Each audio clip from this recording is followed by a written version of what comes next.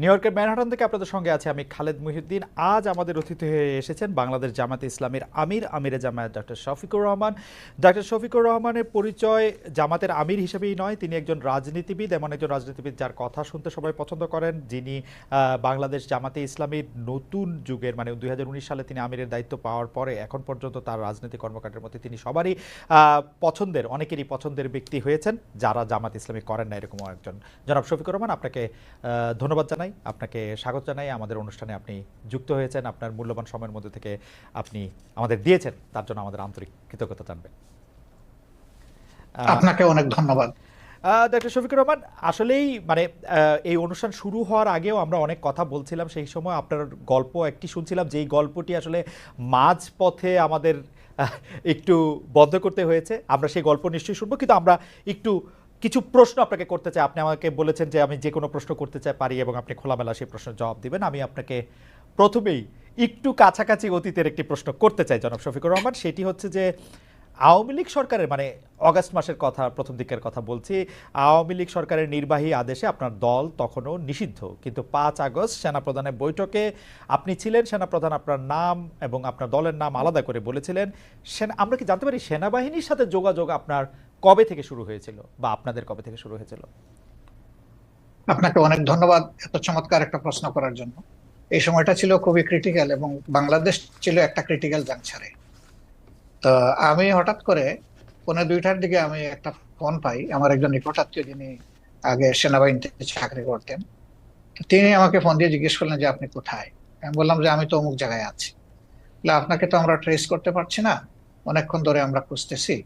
সেনাপ্রধান এখানে রাজনৈতিক দলের নেতৃবৃন্দকে একটু ইনভাইট করেছেন, সাথে বোধহয় সিভিল সোসাইটিরও 2-1 জন থাকবেন। তা আমরা আপনাকে কিভাবে রিচ করতে পারি? আমি বললাম যে আমি তো অমুক লোকেশনে আছি, আর আজকের সিচুয়েশনটা তো সবার কাছে ক্লিয়ার, গাড়িগুলো চলছে কিনা আমি ঠিক ক্লিয়ার না, এখন কিভাবে আমি আসতে পারি আপনারাই বলুন। ওনারা বললো যে না, সবাইকেই আমরা গাড়ি প্রোভাইড করেছি, আপনার জন্য আমরা গাড়ি পাঠাবো, আমাদের গাড়িতেই আমরা নিয়ে আসবো। আমি বললাম ওয়েল, তাইলে আপনারা আসেন, লোকেশন দিলাম, ওনারা শুরু করলো। আনফরচুনেটলি ওনারা এয়ারপোর্ট রোডে বের হওয়ার পরেই একটা দুর্ঘটনা ঘটে গেল। ফলে এই জনস্রোতের মাঝে পড়ে একটা গাড়ি সেনাবাহিনীর ক্ষতিগ্রস্ত হয়ে গেল। এই অবস্থা দেখে তারা আবার ব্যাক করে চলে গেলেন ক্যান্টনমেন্টের ভিতরে গিয়ে আমাকে বললেন যে আমরা তো ফেল করেছি, এখন কি করা যায়, সবাই তো আপনার জন্য অপেক্ষা করছে, বাকি সবাই এসে গেছে। আমি জিজ্ঞেস করলাম কে কে এসেছেন। বললেন যে বিএনপি নেতৃবৃন্দ এসেছেন, জাতীয় পার্টির নেতৃবৃন্দ এসেছেন, এবং আসিফ নজরুল সাহেব, অধ্যাপক আসিফ নজরুল সাহেব আছেন। আমি বললাম তাইলে আমি কি করতে পারি? ওনারা বললেন যে আমরাও তো কোনো সলিউশন পাচ্ছি না। আমি বললাম ওকে, আমি ট্রাই করি, আমি আপনাদের কচুক্ষেতের গেট দিয়ে একটু আসার চেষ্টা করি, দেখি কতদূর আমি সাকসেসফুল হতে পারি। তা আমি আমার একজন নিকটতম বন্ধুকে খবর দিলাম, উনি আসলো, উনি বললো যে আজকের দিনটা তো খুবই রিস্কি, আপনি এভাবে যাবেন কিনা। আমি বললাম যে দেখো, আমার জীবনের চেয়ে জাতির প্রয়োজনটা বেশি, যেহেতু সেনাপ্রধান অন্যান্যদেরকে ইনভাইট করেছেন, আমাদেরকেও ফিল করেছেন, তাকে ওনার করা আমাদের দায়িত্ব। তো আলহামদুলিল্লাহ কিছু অসুবিধা হলে আমরা গিয়ে পৌঁছি। ততক্ষণে প্রথম আপনি কি এটি দফা মিটিংটা শেষ হয়ে গেছে। জনাব শফিকুর রহমান, আপনি কি আমি এটি যাওয়ার পরে আপনি আরো কি 2 জন আপনি কি আমাদের সাথে। আপনি কি 5 আগস্টের কথাটি জি। বলছেন, তাই না? 5 আগস্টের কথা বলছেন? আমি 5 আগস্টের কথা অর্থাৎ বলছি। 5 আগস্টের আগে কি তো আপনাদের সেখানে সাথে আপনাদের সাথে যেতে 5 একটু আগস্টে দেরি। 5 আগস্টের আগে কি আপনাদের সাথে না না সেনাবাহিনীর না, কোনো আগে যোগাযোগ হয়নি? ওনাদের সাথে। তো আপনার না না, তা আমি ওনাকে সরাসরি ফিজিক্যালি চিন্তাম না, এবং কোনো কথাও কখনো আপনার কাছে হয়নি কি ওনার মনে সাথে। হয় যে আপনার একটা নিষিদ্ধ রাজনৈতিক দল, এমনকি ওনার ওনার কাছের লোকেরা। জনাব শফিকুর রহমান, জি। আপনার কাছে কি মনে হয় যে আপনার একটা নিষিদ্ধ রাজনৈতিক দল, সেনাবাহিনীর প্রধান আপনাদেরকে আমন্ত্রণ জানাচ্ছেন আলোচনা করার জন্য, সেটি আসলে মানে কতটা যৌক্তিক বা কতটা গ্রহণযোগ্য? আপনার কাছেও কি এটি খুব গ্রহণযোগ্য মনে হলো? আপনার কাছে মনে হয় না যে এটা একটা ট্র্যাপ হতে পারে, এটা অন্য জিনিস হতে পারে? কারণ আপনি তো আসলে একটা নিষিদ্ধ রাজনৈতিক দলের আমির তখনও। আমি আসলে এটা মোটেই মনে হয়নি, এবং আমি মনে করিও নি। আপনি এখন নিশ্চয়ই জানতে চাইবেন যে কেন আপনি মনে করলেন না। হুম। আমি মনে করি না এই কারণে, আপনি লক্ষ্য করবেন যে 1 আগস্ট যখন আমাদেরকে নিষিদ্ধ ঘোষণা করা হয়, হুম। তখন প্রেক্ষাপটটা কি ছিল? হঠাৎ করে বিনা মেঘে বজ্রপাতের মতো একটা ঘটনা উনি ঘটায় ফেললেন, হুম। তৎকালীন প্রধানমন্ত্রী। হুম। আমরা কিন্তু সাথে সাথে এটাকে রিজেক্ট করেছি, এবং আমাদের সাথে সংহতি প্রকাশ করে বাংলাদেশের বিরোধী দলের সকলেই, বিএনপি সহ সকলেই কিন্তু এটা নিন্দা জানিয়েছে, এবং তারাও এটাকে রিফিউজ করেছে যে এটা হলো ইস্যু ডাইভার্ট করার জন্য জাস্ট একটা কৌশল হিসেবে তারা ব্যবহার করেছে, এটাকে কেউ গ্রহণ করেনি। কাজে আমাকে যখন দাওয়াত দেওয়া হয়েছে, আমি এটা অস্বাভাবিক মনে করিনি। আমি মনে করেছি যে এটা জাতির প্রয়োজনে এবং আমাদের দলীয় একটা মানে কথা কি দৃষ্টিভঙ্গি থেকে জনাব সবই ঠিক আছে, এটা জ- আমাদের রায়, জনাব আমি তাই রহমান মনে করেই গিয়েছি। জনাব রহমান, আপনার কাছে কি মনে হয় যে এই সরকারের সাথে আপনার একটা নিবিড় সম্পর্ক রয়েছে, বা অনেকে এটাও বলে থাকেন যে এই আন্দোলনটি হয়েছে আওয়ামী লীগ সরকারের বিরুদ্ধে? অবশ্যই আওয়ামী লীগ সরকার ফেসিস্ট একটি সরকার ছিল, যে সরকার 15 বছর ধরে মানুষের গণতান্ত্রিক অধিকার হরণ করে রেখেছিল, কিন্তু এই সরকারের বিরুদ্ধে যে আন্দোলন হয়েছিল সেই আন্দোলনে কি জামায়াত ইসলামের একটা বড় ভূমিকা ছিল? এই সরকার যারা হ্যাঁ, এইটা করতে এসছে তাদের কি আসলে, তাদের সাথে কি জামায়াত ইসলামের একটা অনেক নিবিড় সম্পর্ক রয়েছে? কেন আমি এই প্রশ্ন করছি একটু আমি বলে রাখি। আমরা কিন্তু দেখতে পাচ্ছি ঢাকা সহ বা মানে ঢাকা, যদি আমি স্পেসিফিক আমি কিছু নাম বলি, পাবলিক ইউনিভার্সিটিগুলির উপাচার্য পদে বা অন্যান্য অনেক কি পজিশনে যাদের নিয়োগ দেওয়া হচ্ছে, অনেকেই বলছে তারা আপনাদের লোক। এই সরকারের মধ্যে জামায়াতে ইসলামী সবচেয়ে বেশি ডালপালা মিলছে বা সবচেয়ে বেশি প্রভাব বিস্তার করছে, এরকম দেখা যাচ্ছে, মনে হচ্ছে। ওয়েল, আপনি যেটা বলেছেন সেটা আমি এইভাবে দেখছি না। আমি দেখছি যে উপদেষ্টার মহোদয়দের সাথে আমাদের একদিনই কিন্তু ফর্মাল সিটিং হয়েছে। হুম। পার্সোনালি কারো কারোর সাথে সম্পর্ক আছে, তাদের সাথে হয়তো পার্সোনাল লেভেলে কথা হয়েছে, কিন্তু ফর্মাল মিটিং আমাদের একদিনই হয়েছে। যেদিন প্রথমে বিএনপি কে ডাকা হয়েছিল, তারপরে আমাদেরকে, এরপরে অন্যান্য দলকে একত্রে ডাকা হয়েছিল। 3টা স্লটে তারা কনভারসেশন করেছিলেন বা ভিউজ এক্সচেঞ্জ করেছিলেন। তা আমরা সেখানে একটা কথা বলেছিলাম যে এখানে ব্যাপক সংস্কারের প্রয়োজন হবে, 15.5 বছরের অনেক জঞ্জাল সৃষ্টি হয়েছে, এটা তো ক্লিয়ার করা লাগবে। তা আমাদের কথা একটাই থাকবে যে আপনাদের দৃষ্টিতে যারা ইফিশিয়েন্ট, কম্পিটেন্ট এবং স্মার্ট এবং এই দায়িত্ব পালনে যারা সক্ষম, তাদেরকে আপনারা বিভিন্ন জায়গায় পদায়ন করবেন। আমরা কোনো নির্দিষ্ট নাম আপনাদের কাছে রেফার করতে চাইনি। এটা আপনাদের নিরপেক্ষ বিবেচনার উপর, বিবেকের উপর আমরা ছেড়ে দিলাম। আর যারা এখানে নিয়োগ পাচ্ছেন, কোনো শিক্ষককে আমরা আমরার বা অন্য কোনো দলের এইভাবে আমি আসলে কালার করতে একেবারে মোটেই রাজি না। কারণ শিক্ষক শিক্ষকই, তার মর্যাদা সকল ছাত্রের কাছে, তার পরিচয়, তিনি একজন শিক্ষক। সেই হিসাবে তাকে যদি কোনো দলীয় রূপ দেওয়া হয়, তাইলে এটা তাদের প্রতি জাস্টিসও হয় না, আর তারা দায়িত্ব পালনেও সেই রকম সক্ষম হবেন না। এই জন্য এই বিষয়টাকে কে কিভাবে দেখছেন আমরা জানি না, কিন্তু আমরা এইভাবে দেখছি। ওকে, আপনারা কি তাহলে শিক্ষককে আপনারা শিক্ষকই বলতে চাইছেন? আমি জাস্ট এক লাইনে জানতে চাইতেছি, আওয়ামী লীগও যাদেরকে নিয়োগ দিয়েছিল তারা তো শিক্ষকই ছিলেন, কিন্তু তাদের কিন্তু আমরা দেশব্যাপী রাষ্ট্রব্যাপী বিভিন্ন জায়গায় বিভিন্ন অমর্যাদা হতে দেখেছি, তাদেরকে পদত্যাগ করতে বাধ্য করা হয়েছে, তাদেরকে বিভিন্ন ধরনের লাঞ্ছনা বা গঞ্জনার মধ্যে দিয়ে যেতে হয়েছে। সেটা আপনি আসলে কিভাবে দেখেছেন? জামাত ইসলামী কিভাবে দেখেছেন? আমি কিভাবে দেখছি সেটা একটা ইম্পর্টেন্ট প্রশ্ন। যারা শিক্ষক হিসেবে তখন বিভিন্ন পদে দায়িত্ব পালন করছিলেন, কেউ বিসি ছিলেন, কেউ প্রো বিসি ছিলেন, প্রক্টর ছিলেন, অ্যাসিস্ট্যান্ট প্রক্টর ছিলেন, প্রভোস্ট ছিলেন, এই ধরনের বিভিন্ন বিশ্ববিদ্যালয়ে যে কাঠামোটা থাকে, প্রশাসনিক কাঠামো। কিন্তু আমরা সেখানে কি দেখলাম? আমরা সেখানে দেখলাম যে বছরের পর বছর সেখানে একটা ছাত্র সংগঠন দাপিয়ে বেড়াচ্ছে, সবকিছুতে গণরুম সৃষ্টি করেছে, মানুষ পিটিয়ে মারছে, ঠান্ডার মধ্যে রেখে দিয়েছে ফেলে। সেখানে সে নিউমোনিয়া আক্রান্ত হয়ে একটা ছেলে ঢাকা বিশ্ববিদ্যালয়ের মারা গেল। তারপরে বুয়েটের আবরারের যে ঘটনা, অত্যন্ত নৃশংস ঘটনা। সেই ক্ষেত্রে আমরা কিন্তু শিক্ষকদের কাছে যা আশা করি সেই পারফরমেন্সটা তারা কিন্তু তখন করেন। কিন্তু তারপরেও আমি বলবো যে শিক্ষকের অমর্যাদা এটা কোনোভাবেই হওয়া উচিত নয়। তার আলটিমেট পরিচয় তিনি একজন শিক্ষক। আচ্ছা, তিনি শিক্ষক। যদি তার কার্যকলাপের কারণে তার নিজের শিক্ষার মর্যাদা নষ্ট করেও থাকেন, হুম। তবুও শিক্ষককে কেউ অমর্যাদা করুক, এটা আমাদের মোটেই পছন্দ না। আচ্ছা, আমি একটু আবার অনেক বিষয় নিয়ে আপনার সাথে কথা বলতে হবে। আমরা অনেকে মানে আপনি এসেছেন বলে অনেকে আমাদের অনুষ্ঠান দেখছেন, সেজন্য আপনি আমার তাড়াহুড়াকে একটু ক্ষমা সুন্দর দৃষ্টিতে দেখবেন, কিন্তু অনেক বিষয় নিয়ে আপনাকে প্রশ্ন করতে হবে, অনেক বিষয় আমাদের জানার আছে। আমি একটু আপনার গঠনতন্ত্র থেকে, জামাত ইসলামের গঠনতন্ত্র থেকে একটু পড়ি। জামাত ইসলামের গঠনতন্ত্রের 6 বলছে যে কেবল আল্লাহ তাআলার বিধানকেই একমাত্র হিদায়াত হিসেবে মানিয়া লইবে এবং আল্লাহ তাআলার দেয়া শরীয়তের বিপরীত যাবতীয় নিয়মনীতি এবং পন্থা পদ্ধতিকে প্রত্যাখ্যান করিবে, মানে জামাত ইসলামের একজন সদস্য। তো আমরা যদি ধরে নেই জামায়াত ইসলামী একটা ইসলামী শরীয়তের বিপরীত নয় এমন একটা শাসন ব্যবস্থা বা এমন একটা রাষ্ট্র ব্যবস্থা কামনা করে বা আশা করে, তাহলে সেটা আসলে কার মডেল, বা কোন পৃথিবীর আর কোন দেশের আদলে? মানে এটা কি পাকিস্তানের আদলে, এটা কি সৌদি আরবের আদলে, এটা কি ইরানের আদলে, এটা কিসের আদলে আসলে? আসলে দেখেন, আল্লাহ তাআলার বিধান হলো আল্লাহর সৃষ্টির জন্য। হুম। আল্লাহ তাআলা মানুষকে শুধু সৃষ্টি করে নাই, তিনি সমস্ত সৃষ্টির স্রষ্টা। সেই স্রষ্টার পক্ষ থেকে যে বিধানটা আসে সেটা হলো ব্যালেন্সড এবং হুম। সবার জন্য উপকারী। হুম। আল্লাহ তাআলার কোরআনের অ্যাড্রেস হচ্ছে ইয়া আইয়ুহান নাস, হে মানব জাতি। এটা দিয়ে আল্লাহ তাআলা কোরআনে অ্যাড্রেস করেছেন, এবং তার নবীকেও তিনি মানব জাতিরই শুধু নেতা রাখেন নাই, তিনি সমস্ত সৃষ্টির উপরে একটা রহমত স্বরূপ বলেছেন। তো আমরা সেই আদর্শকে অবশ্যই আমরা লালন করি, ধারণ করি, এবং আমরা বিশ্বাস করি এর মাধ্যমে মানব জাতির কল্যাণ নিহিত এবং মানব জাতি কল্যাণ পাবে। যেমন ধরেন একজন কমিউনিস্ট পার্টির সদস্য, তিনি বিশ্বাস করেন যে কমিউনিজমের মাধ্যমে মানুষের মুক্তি। যারা সোশ্যালিস্ট তারা মনে করেন সোশ্যালিজম মানুষকে মুক্তি দিতে পারবে, অন্তত অর্থনীতি মুক্তি। তো এরকম এক একটা আদর্শ রয়েছে, সেই আদর্শের অনুসারীরা তার আদর্শকে আপহোল্ড করবেন, এটা খুবই সহজ। আমরাও সেই দিক থেকেই করি। এখন আপনার প্রশ্ন হলো যে এটাকে পাকিস্তান মডেল হবে নাকি অন্য কোনো দেশের মডেল হবে? না, এটা আল্লাহ তাআলা স্রষ্টা আর তার মেসেঞ্জার যারা ছিলেন, শুধু মুহাম্মদ সাল্লাল্লাহু আলাইহি সাল্লাম না, এর আগেও যারা পয়গম্বর এসেছেন বা প্রফেট সাল্লাল্লাহু আলাইহি সাল্লামরা যারা এসেছেন, তারা তাদের যে মডেল, আমরা ওই মডেলটাকেই আমরা অনুসরণ তো করি। ডক্টর কিন্তু রহমান, সবার মডেলটা দুনিয়ায় এখন বাস্তবে নেই। আছে মুহাম্মদুর রাসূলুল্লাহ সাল্লাল্লাহু আলাইহি সাল্লামের মডেলটাই বাস্তবে তো আছে। ডক্টর রহমান আপনার সেটা কাছে হচ্ছে মদিনায়, জি ডক্টর রহমান আপনার সরি কাছে আমি একটু শেষ করি। জি জি প্লিজ। মদিনা কেন্দ্রিক যে শাসন ব্যবস্থা ছিল, সেই শাসন ব্যবস্থায় সকল দল ধর্মের মানুষের নিরাপত্তা, সকল দিক থেকে তার জানের মালের ইজ্জতের নিরাপত্তা নিশ্চিত হয়েছিল। তা আমরা সেই মডেলটাকেই মনে করি উপকারী মডেল।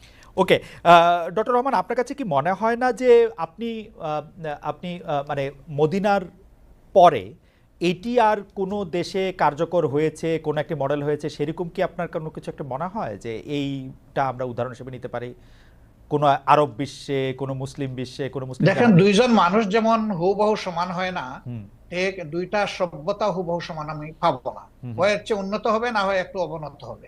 রাইট। তো পরবর্তী পর্যায়ে আমরা যদি উসমানিয়া সভ্যতার কথাটা ধরি, হুম হুম সেটা দুনিয়ার বহু জায়গায় বিস্তৃত ছিল, হুম এবং এটা 1 বছর 2 বছর 1 দশক 2 দশক না, বরঞ্চ শতকের পর শতক ছিল। হুম সেখানে মুসলমানরা সংখ্যালঘিষ্ঠ ছিল, বিভিন্ন দেশ যেগুলো শাসন করেছে, এখনো তার স্মৃতি পাথরগুলা রয়ে গেছে দুনিয়ার বিভিন্ন জায়গায়। তো তারা সেদিন যে নৈতিকতার বলে শাসন করেছিলেন, হুম মানুষকে সুশাসন উপহার দিয়েছিলেন, এই জন্য মানুষও তাদেরকে এইভাবে মেনে নিয়েছিল। শুধুমাত্র তলোয়ার আর বন্দুকের জুড়ে কিন্তু তাদের এই বিস্তৃতি ঘটেনি, ঘটেছিল তাদের গুণাবলীর কারণ, এবং সেই গুণাবলী তারা কোরআন সুন্নাহর গুণাবলী ধারণ করেছেন বলেই বিশ্বকে তারা শান্তির দিকে নিয়ে যেতে পেরেছিলেন, এবং মানুষও তাদেরকে আনন্দ চিত্তে কোরআন মেনে সুন্নাহর নিয়েছিল। কোরআন কিন্তু সুন্নাহর যুগের ব্যবধানে সেখানে যখন কোনো পরিবর্তন বা বিকৃতি আসলো, জি তখনই মানুষও ক্ষতিগ্রস্ত হলো, এই শাসন ব্যবস্থাও ক্ষতিগ্রস্ত হলো। কোরআন সুন্নাহর গুণাবলীর কথা আপনি বলছিলেন, কিন্তু আমরা কিন্তু বাংলাদেশে দেখতে পাই আপনারাই একমাত্র ইসলামিক দল নন, আরও অনেক ইসলামিক আদর্শের প্রতিষ্ঠান রয়েছে, দল রয়েছে, মতবাদ রয়েছে, তাদের কেউ কেউ সাথে আপনাদের বিরোধ রয়েছে। আমরা কি করে বুঝবো যে জামাতে ইসলামী প্রকৃত কোরআন বা রসুলের দেওয়া শরীয়তের অনুসারী? সেটা আমরা কিভাবে নিশ্চিত হব? কারণ এরকম অনেকে আছে যারা খালেদ মহিউদ্দিন, আপনি দেখেন জি যে আপনার ঘরে কিন্তু, জি বলেন আপনি। আপনার পরিবারে আপনি একমাত্র সদস্য নন। রাইট। আমি আশা করছি যে সেখানে আপনার মিসেস আছেন, আপনার ছেলেমেয়েরা আছে। এই 4জন 5জন যারা আছে, তাদের মত কিন্তু সব ব্যাপারে যে এক হয়ে যায় বিষয়টা এমন না, কিন্তু তারপরে পরিবার কিন্তু চলে, পরিবার কিন্তু ভেঙে যায় না। মতের ভিন্নতা থাকবে, এটাও একটা সৌন্দর্য, এবং ভিন্নতা যখন থাকে তখন অনেক কিছু ডাইভার্সিটি চিন্তা করার সুযোগ থাকে। আমাদের মধ্যেও সেই রকম ভিন্নতা আছে, এটা সকল ধর্মেই আছে, এই ভিন্নতা সকল ধর্মে আছে। আচ্ছা, এটাকে বড় কোনো ম্যাটার হিসাবে আমরা দেখি না। তবে যারা ট্রুলি মানে ইসলামের ফলোয়ার, তারা এক কোরআন মানেন, এক আল্লাহ মানেন, এক রসুল মানেন, এই 3 জায়গায় তাদের কোনো মানে দ্বিমত নাই। সুতরাং মতের মূল জায়গাটা ঠিক আছে, বাকি জায়গাগুলা খুঁটিনাটি একটু এদিক সেদিক হতেই পারে, এটা কোনো বড় ব্যাপার না। আচ্ছা, আমরা যদি এই প্রশ্নটা এইভাবে এখন আনি যে 5 আগস্টের পরে সংখ্যালঘু সম্প্রদায় আক্রান্ত হয়েছে, পরে মাদ্রাসার ছাত্রদের মন্দির পাহারা দিতে হয়েছে, সম্প্রতি আবার মাজার ভাঙার ঘটনা হচ্ছে, সম্প্রতি বলতে 1-2 সপ্তাহের মধ্যে মাজার ভাঙার ঘটনা ঘটেছে, দরবার আক্রমণ করা হচ্ছে তৌহিদি জনতার কথা বলে। এই তৌহিদি জনতার বিষয়ে জামায়াতের অবস্থান আসলে কি? দরবার, পীর, ওরস, মাহফিল, সুফিবাদ, জামাতের একজন নেতা বা কর্মী ব্যক্তিগতভাবে এসব চর্চায় থাকতে পারে কিনা, অংশ নিতে পারবে কিনা? আমাদের দৃষ্টিভঙ্গি পরিষ্কার, এবং আমাদের দৃষ্টিভঙ্গি এটা নিজস্ব না, এটা কোরআনের দেওয়া দৃষ্টিভঙ্গি। সেটা হচ্ছে লা ইকরাহা ফিদ্দীন, দিনের ব্যাপারে কোনো বাড়াবাড়ি চলবে না। এখন কোনো মানুষের উপরে কারো আদর্শ চিন্তাধারা চাপায় দেওয়ার কোনো অবকাশ নেই। মানুষের মনোজগতে যখন পরিবর্তন আসবে, মানুষ যখন নির্দিষ্ট কোনো আদর্শকে ধারণ করবে, তখনই সেই আদর্শ কেবল বিজয় লাভ করতে পারে। এটি তার নৈতিক বিজয়, এটি তার প্রশাসনিক বিজয়, এবং এটি তার রাজনৈতিক বিজয়। তা আমরা এই ধরনের কার্যকলাপের কখনো সমর্থক নই, এবং আমরা সমর্থন করব না। হুম, আর যেটা বলেছেন যে মসজিদ আক্রান্ত হওয়ার পরে পাহারা, না, এই কথাটা ঠিক না ভাই। প্রথম 3 দিন কিন্তু বাংলাদেশে কোনো সরকার ছিল না। তা হুম। আমি মাঝে মাঝে বলতাম যে এখন প্রকৃত জনগণের সরকার চলতেছে। আমরা কিন্তু দ্বিতীয় দিন সকালবেলা থেকে সকল মন্দির পাহারা দেওয়া শুরু করি, মন্দির ঠিক, শুধু মন্দির হিন্দু পাহারা দিচ্ছেন, ভাইদের মন্দির বোনদের পাহারা মধ্যে। দিচ্ছেন আপনার, সেটি আমরা দেখছি, কিন্তু মাজার আক্রমণ সম্পর্কে বা মাজার ভেঙে ফেলা, তারপরে হচ্ছে দরবার আক্রমণ করা, সেগুলি সম্পর্কে, পীর ওরস মাহফিল, সেগুলি না সম্পর্কে। আমরা না আমরা আমরা এগুলা জোর করে কোনো কিছু প্রয়োগ করা, এটা আমরা পছন্দ করি না। এবং কারোই কোনো ব্যাপারে আইন হাতে তুলে নেওয়াকে আমরা সমর্থন করি না। জনাব শফিকুর রহমান, আপনি কি জানেন যে এ কিছু, ব্যাপারে আমাদের অবস্থান জনাব একদম শফিকুর রহমান স্পষ্ট। আপনি কি জানেন কিছু মাজার দরবার এগুলিকে আক্রমণ করা হয়েছে? আমরা এগুলা জানি না এমন না, আমরা জানি। কিন্তু আমরা জামাত আমাদের ইসলামী সঙ্গত তার জায়গা অবস্থান জায়গা জানায় থেকে নাই, এগুলার প্রতিবাদও করি যখন যেটা আমরা উপযুক্ত কিন্তু মনে জামাত করি। ইসলামী কি আমরা সেই এগুলা অর্থে কখনো প্রতিবাদ সমর্থন করি নাই, কখনো সমর্থন করবো না। সমর্থন না করলেও আপনারা প্রতিবাদ কি করেছেন?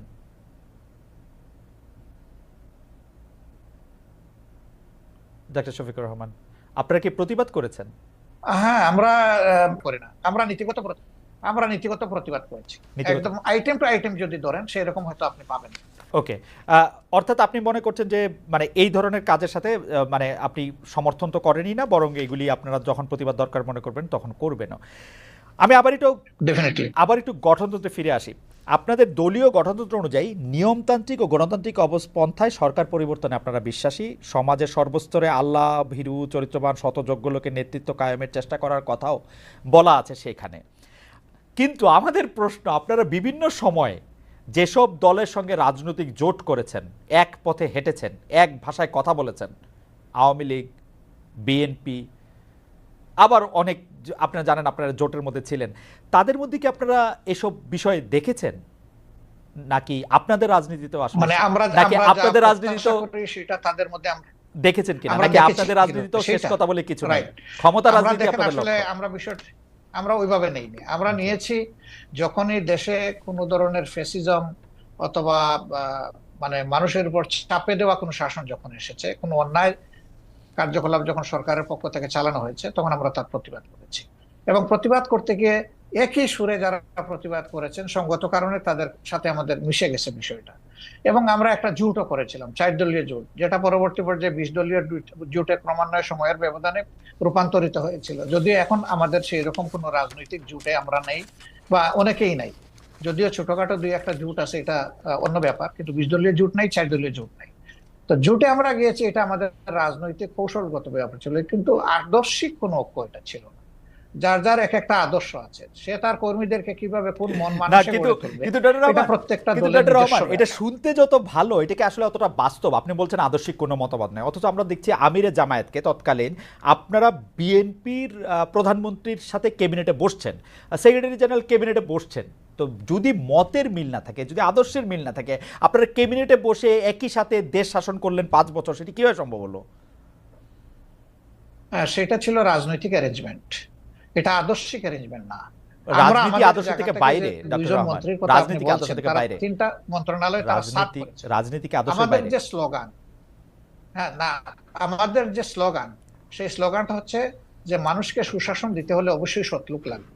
তো তাদের এই জায়গাটায় দেখেন আপনি, যে তারা আলহামদুলিল্লাহ 5 বছর সার্ভ করেছেন কান্ট্রিকে, 3টা মন্ত্রণালয় পর্যায়ক্রমে। কিন্তু তাদের ব্যাপারে কেউ কেউ বিভিন্ন অভিযোগ এনেছেন, অভিযোগ সত্য মিথ্যার এইদিকে আমি যাচ্ছি না, কিন্তু তাদের ইন্টিগ্রিটির ব্যাপারে, অনেস্টির ব্যাপারে এবং তাদের ইফিসিয়েন্সির ব্যাপারে কেউ কিন্তু কোন প্রশ্ন তুলেনি। কারণ তারা এই আদর্শে লালন করে এই আদর্শে গড়ে উঠেছেন। যে স্লোগান তারা তারা দিতেন, তারা সেই স্লোগানের ছিলেন বাস্তব নমুনা। তো অন্যদেরকে তো ঘর আমরা ঠিক করে দিতে পারবো না, অন্যরা তাদের মতো করে তাদের যেভাবে পছন্দ করেছে সেইভাবে চলছে। আজকে যদি এখন আপনি বলতে পারেন আজকে আওয়ামী লীগের সাথে আপনার আদর্শিক জোট না হলে আওয়ামী লীগের সাথে আপনার রাজনৈতিক জোট হতে পারে। আওয়ামী লীগের সাথে হবে কিনা এটা বলা কঠিন, কারণ যে আওয়ামী লীগ তার নিজের দেশের মানুষকে জনগণের কেনা অস্ত্র দিয়ে গুলি চালাইতে পারে এবং গণহত্যা করতে পারে, তাদের তো রাজনীতি করা তো বহু তো চিন্তা ভাবনার তো ব্যাপার। পাকিস্তান আমলে তো তারাই পাকিস্তান রাজনীতি আমলে করবে তো কিনা আগে তারা ঠিক করুক। পাকিস্তান আমলে 1971 সালে তো আমাদের পয়সা দিয়ে কেনা অস্ত্র দিয়ে বাঙালিদের মারা হলো, কিন্তু জামাত ইসলামী তো তার বিরোধিতা করে নাই। হ্যাঁ, তার বিরোধিতা করে নাই, করেছে, সেই প্রশ্নে আমি আজকে যাব না। আচ্ছা দুইটা কারণে যাব না। আমি একজন মানুষ, ফরওয়ার্ড লুকিং মানুষ। আচ্ছা আমি ওই যে পিছনের দিকে মানে বেশি দৌড়াদৌড়ি ছুটাছুটি করাকে একটা জাতির জন্য কোনো ইতিবাচক বিষয় মনে করি না। রাইট। 2 নম্বর হলো, এই ধরনের বিষয়ের যত বেশি চর্চা হবে জাতি তত বেশি বিভক্ত হবে। একটা বিভক্ত জাতি কখনো দুনিয়া সম্মানের আসনে বসতে পারে না। সম্মানের আসনে বসতে হলে, সত্যিকারের উন্নয়ন এবং শান্তি দেশবাসীকে উপহার দিতে হলে কিছু পয়েন্টে অন্তত পক্ষে সবাইকে একমত হতে হবে, দেশের স্বার্থের ব্যাপার যেখানে জড়িত। তা আমি ওই বিষয়ে যাচ্ছি না। দ্বিতীয়, আমি আরেক কারণে যাব না, যে তখন আমি এনাফ ম্যাচিউর না, ওকে। বয়সের দিক থেকে আমি বুদ্ধা না না, মানে রাজনীতিকে না অ্যানালাইসিস করার কিন্তু শক্তি কিন্তু আমার ছিল না, কিন্তু ডক্টর আমি শফিকুর এই রহমান, আঙ্গিনার কেউ ছিলাম ডক্টর না। শফিকুর রহমান মানে ওই আমলে মানে কিন্তু মেচিউর না, মেচিউর আমি অবস্থা। আসতেছি, জি কথাটা আমাকে জি শেষ করতে জি দেন। জি।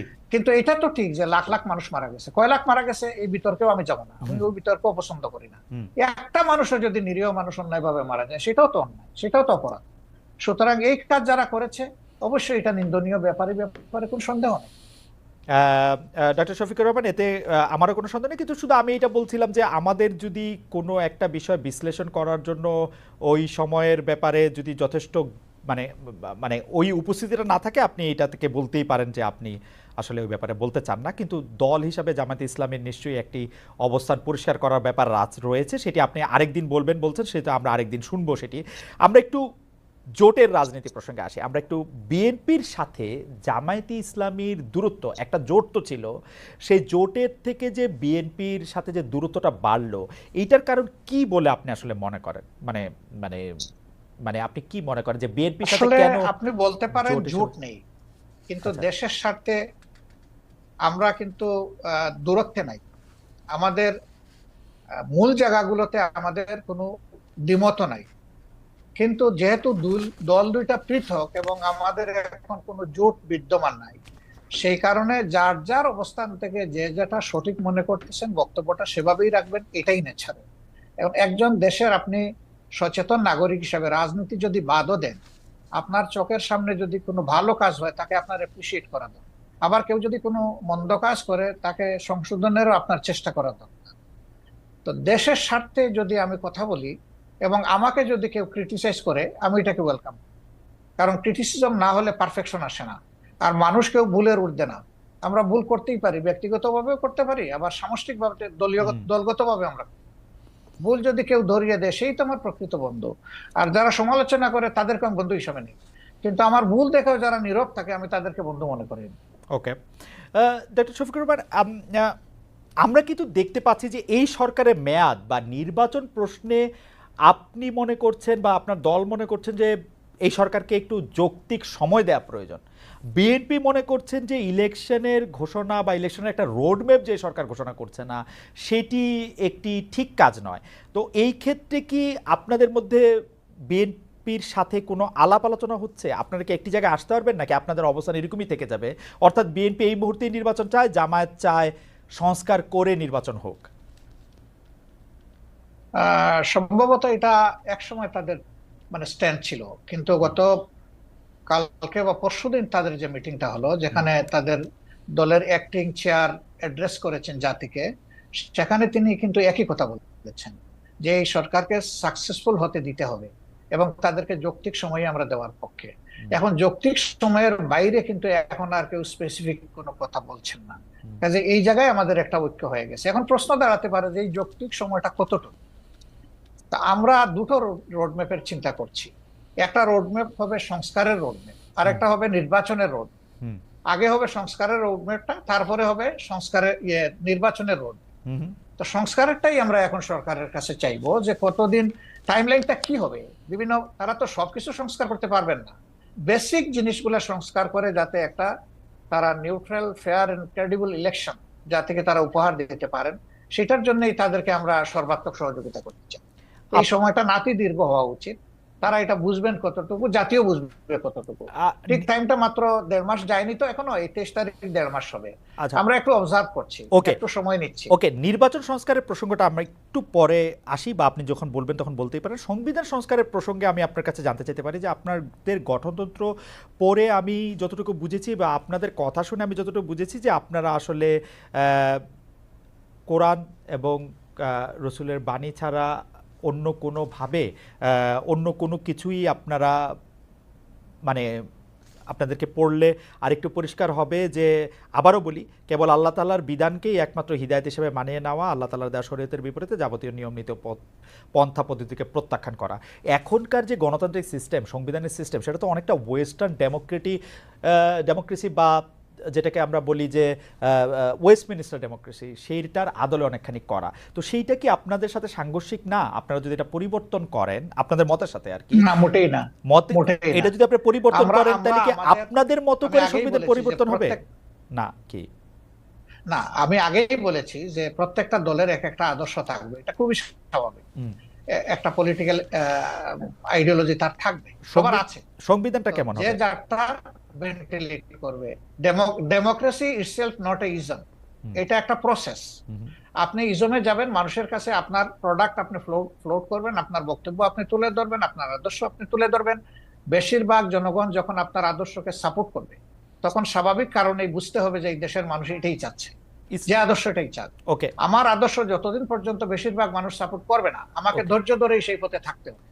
ইসলামের ডেমোক্রেসির জায়গাটা কেমন? মানে ইসলাম কি, আপনি মদিনার কথা বলছিলেন, আমাদের রসুল সাল্লাল্লাহু আলাইহি ওয়াসাল্লাম বা তার পরে যেসব খলিফা অন্তত 4 জন 5 জন যেভাবে নির্বাচিত হয়েছিলেন বা যেভাবে ইয়েতে বসছিলেন, সেটি কি গণতান্ত্রিক উপায়ে নির্বাচিত হয়েছিলেন তারা? অবশ্যই, অবশ্যই।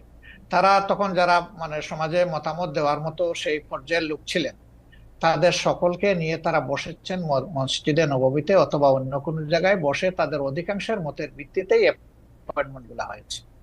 আপনি আপনি তাই মনে করছেন? তাই মনে করছেন, এটাই ফ্যাক্ট, এটাই হিস্ট্রি। তারপরে যখন এরপরে দেখেন, তারপরে যখন এরপরে দেখেন আব্বাসীয় ওখানে উমাইয়া বা ওসমানিয়ারা। গণতন্ত্রের বিউটিটা দেখেন আমাদের দেশে। জি। না, সেটা তো আমি খেলাফতে নিচ্ছি না, আমি খেলাফতের যুগটা বলতেছি। এরপরে ধরেন যখন হলো, এই খলিফা যখন কেউ হয়ে গেলেন, তিনি কিন্তু অ্যাবাব অল ইন অল হইতে পারলেন না। হুম, এই ধরনের বহু ঘটনা আছে, আমি এখন কথা লম্বা হবে, সেই উদাহরণ আমি দিচ্ছি না, বহু ঘটনা। ওকে। মানুষ সেখানে হাইলি ডেমোক্রেটিক রাইট এক্সারসাইজ করেছে, আলহামদুলিল্লাহ। আচ্ছা, এটা যদি আমি বাংলাদেশের ক্ষেত্রে এইটাকে একটু বলি, যে আপনাদের গঠনতন্ত্রে ইসলাম প্রচার, ইসলামের দাওয়াত, ব্যক্তি জীবনে ইসলাম চর্চার বিষয়টা নিয়ে বারবার বলা হয়েছে।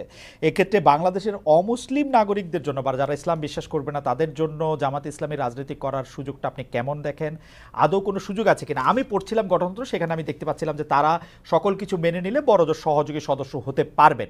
এটা বাংলাদেশের সংবিধানের সাথে সাংঘর্ষিক হবে না? বাংলাদেশের সংবিধান বলছে সবার জন্য অধিকার সমান হবে, কিন্তু আপনারা বলছেন যে মানে তারা আসলে একটা নির্দিষ্ট পর্যায় পর্যন্ত শুধু যেতে পারবে। এইটাকে আপনি একটু সাংঘর্ষিক মনে করেন এটা কিনা? এটা এটা আপনার একটা ভাইটাল কোয়েশ্চেন, অবশ্যই গুরুত্বপূর্ণ প্রশ্ন। হুম, দেখেন, আমরা তো কাউকে ইম্পোজ করব না, আমাদের আদর্শটা গ্রহণ করতে এবং দলে আসতে আমরা ইম্পোজ করব না, কিন্তু দলের দরজা তাদের জন্য বন্ধ করা যাবে না। আমরা দরজা খোলা রেখেছি।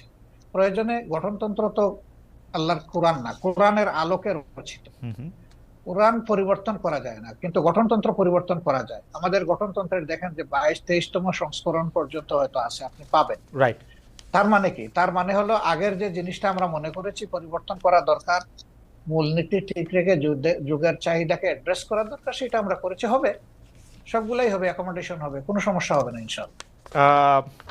এই এই প্রসঙ্গে প্রশ্নটা করে ফেলি যে আমরা আপনাদের গঠনতন্ত্রে যেরকম পড়তে পারছি যে 33 ভাগ 2020 সালের মধ্যে নারী সদস্য সম্পৃক্ত হওয়ার কথা, সেটা হয়েছে কিনা? নারী নেতৃত্বের দিক বিবেচনা করলে নারীরা জামায়াতের কোন পদ পর্যন্ত যেতে পারবেন? এটি 1 নম্বর প্রশ্ন।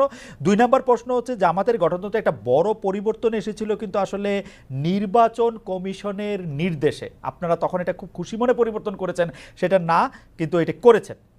এই প্রসঙ্গে আপনি একটু কি বলবেন? দুটি প্রশ্ন। আসলে আমরা যেটাই নারী করি নেতৃত্ব। আমরা ডেমোক্রেটিক ওয়েতে করি, আলাপ জি। আলোচনা করেই করেছি, আমরা একমত হয়ে করেছি।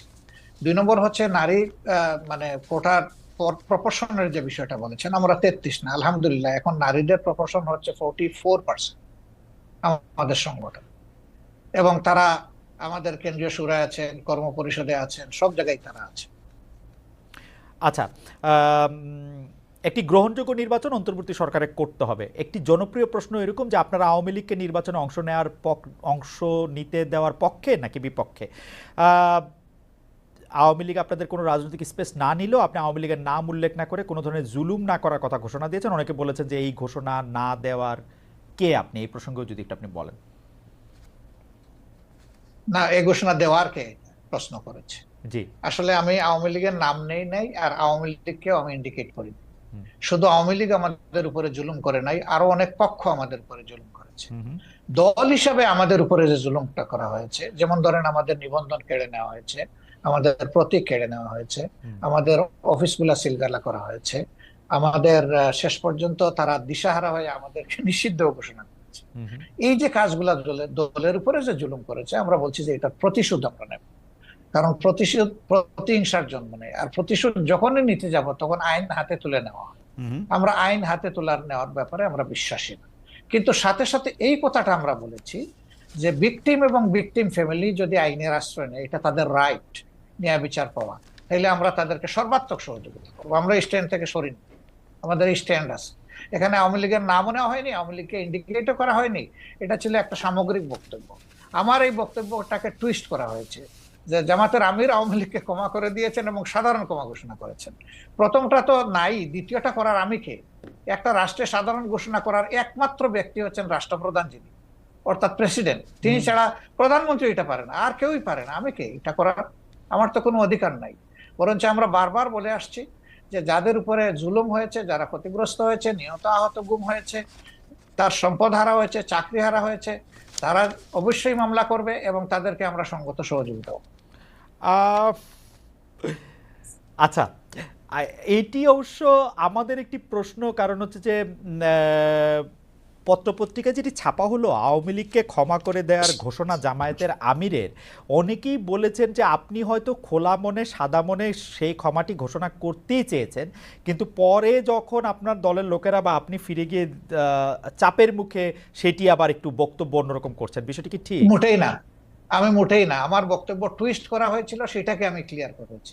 কোনো চাপও ছিল না আমার উপরে, এবং আমি এখানে কোনো হীনমন্যতায় ভুগিনি। আমি যা ভালো মনে করেছি, খোলা মনে সেটি বলেছি। আচ্ছা, আরেকটি প্রশ্ন আসতে চাই, সেটা হচ্ছে বৈষম্য বিরোধী যে ছাত্র আন্দোলনের যে রাজনৈতিক প্ল্যাটফর্ম, সেটি নিয়ে। আমি সরি, একটু আপনাকে ইন্টারাপ্ট করব। জি। আপনি বলেছিলেন যে আওয়ামী লীগ নির্বাচনে আসুক, তারা রাজনীতি করুক, এটা আমি চাই। জি। আগে আওয়ামী লীগকে ডিসিশন নিতে হবে তারা আসলেই রাজনীতি করবে কিনা, তারা আসলেই রাজনীতি চায় কিনা। হুম, কারণ তারা যখনই ক্ষমতায় গিয়েছে তখন তো তারা রাজনীতির বাইরে চলে গেছে। হুম, প্রথম পিরিয়ডে শেখ মুজিব সাহেব জীবিত থাকা অবস্থায় তো তিনি বহুদলীয় গণতন্ত্রকে একদম শেষ করে দিয়ে একদলীয় বাকশাল কায়েম করেছে।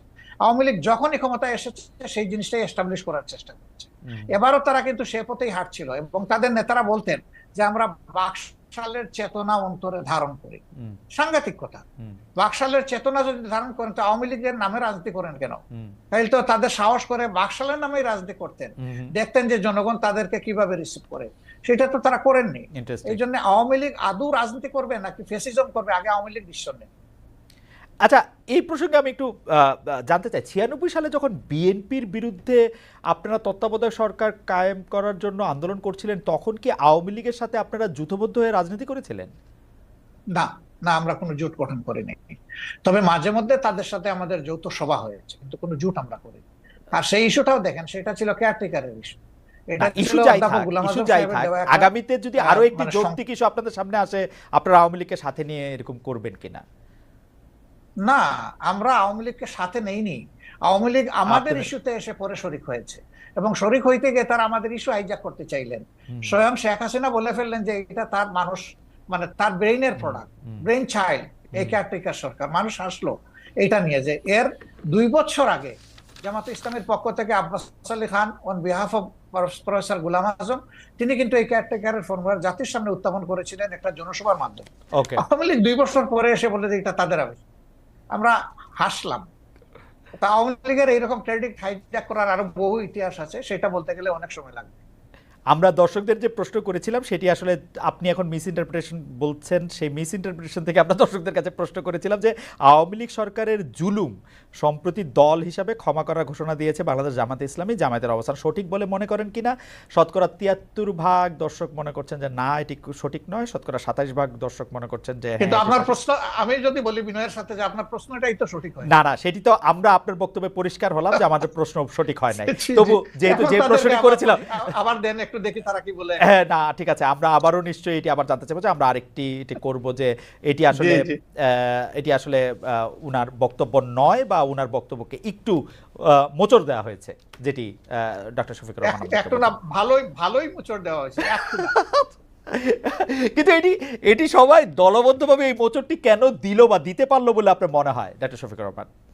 আমাদেরকে সবাই খুব ভালোবাসে, তো এই জন্য আমাদের নিয়ে কসলাইতেও ভালোবাসে। আপনাদের সবাইকে ভালোবাসা, কসলাইতেও ভালোবাসা। আচ্ছা, এটি একটু জানতে চাইবো যে আপনার কাছে, যে বৈষম্য বিরোধী ছাত্র আন্দোলন রাজনৈতিক প্ল্যাটফর্ম জাতীয় নাগরিক কমিটি গঠন করেছে। আপনি জানেন যে সমন্বয়কেরা জেলায় জেলায় মত বিনিময় সভা করছেন, তারা রাজনৈতিক দল প্রতিষ্ঠার দিকেই যাচ্ছেন বলে মনে হচ্ছে। বিএনপি এর মধ্যে বিষয়টি স্পষ্ট করেছে যে তারা এটি ভালোভাবে দেখছে না। আপনাদের দল কিভাবে দেখছে? আসলে তারা এখনো বলে নাই যে তারা দল গঠন, একবার বলেছিল 2 মাসের মাঝে একটা দল গঠন করবে। পরবর্তী পর্যায়ে তাদের সমন্বয়করা আবার বলেছে যে না, এরকম কোনো সিদ্ধান্ত আমরা নেইনি। আর নাগরিক কমিটি গঠনের ব্যাপারে তারা উদ্দেশ্য বলেছে যে আমরা এটা কোনো দল নয়, কোনো রাজনীতির প্ল্যাটফর্ম নয়, বরঞ্চ সরকারকে বিভিন্ন দিক থেকে আমরা একটা প্রেসার গ্রুপ হিসাবে কাজ করব, যাতে কোনো সরকার ডাইনেভাবে ডিবেট হয়েছে না পারে। তারা যদি এতটুকুতে থাকে তাইলে আমার কোনো মন্তব্য নাই। আপনি যদিও বলেছেন, কিন্তু আপনাকে পেলাম বলে প্রশ্ন করেই রাখি, বাংলাদেশের জাতীয় সঙ্গীত নিয়ে আপনার অবস্থান কি, বা আপনি কি মনে করেন, কি মনে করছেন থাকা উচিত? একেবারেই স্পষ্ট। জি, আপনার এই সময় একটা প্রশ্ন এসেছে বলে নিশ্চয়ই আপনি এই প্রশ্ন করছেন। জি, আমরা সাথে সাথেই কিন্তু আমাদের পক্ষ থেকে এটা ক্লারিফাই করেছি এবং আশা করি আপনি সেটা জানেন। আচ্ছা, আপনি যদি দর্শকদের উদ্দেশ্যে আবার একটু বলে দিতেন, দর্শকদের অনেকে এই প্রশ্ন না, করছেন। আমরা যেটা বলেছি যে একজন সাবেক সেনা অফিসার, ঊর্ধ্বতন সেনা অফিসার, যিনি 8 বছর তিনি আয়নাগরে ছিলেন, মজলুম ছিলেন, তিনি একটা ভার্চুয়াল প্রেস কনফারেন্সে দুটো কথা বলেছেন, একটা জাতীয় সঙ্গীতের ব্যাপারে আর একটা মুক্তিযুদ্ধে হতাহতের সংখ্যা ব্যাপারে। তা আমরা বলেছি যে এটা তার বক্তব্য, আমাদের প্রতিনিধিত্ব নয়, এবং তিনি কোনো পর্যায়ে জামাতের সাথে সাংগঠনিকভাবে সম্পৃক্ত নন। তবে হ্যাঁ, তিনি আমাদের শ্রদ্ধার পাত্র এই অর্থে যে তিনি একজন মুসলিম মানুষ এবং তার জুলুমটা করা হয়েছে সম্ভবত তার পিতা জামাত ইসলামের সাবেক আমির অধ্যাপক গোলাম আজম ছিলেন, সেই কারণ। তো এটা তো আমাদের জন্য ব্যথা এবং বেদনার কারণ। এটা আমি না শুধু, এটা গোটা জাতির অনেকেই তার ব্যাপারে সমবেতি বা ইয়ে করে, কিন্তু আমরা এটা পরিষ্কার করেছি যে তার বক্তব্য জামাত ইসলামের বক্তব্য নয়। ডক্টর শফিকুর রহমান, 2013 সালে গণজাগরণ মঞ্চ, পরে আবার তাদের বিপরীতে হেফাজত ইসলামী মাঠে নামে, শাপলা চত্বরে সরকারের পতনের আন্দোলন আওয়ামী লীগ সরকার কোনো মতে ঠেকায়।